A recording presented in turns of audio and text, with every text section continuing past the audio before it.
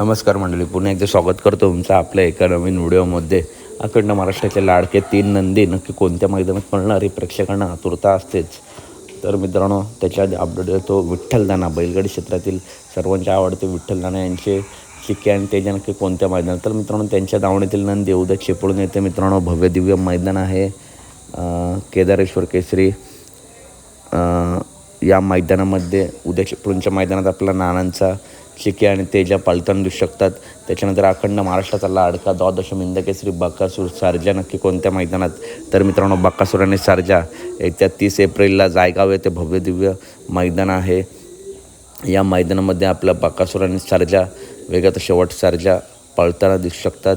बकासूर तर मित्रांनो पळणार आहे, सारजा पण या मैदानात पळताना दिसू शकतो.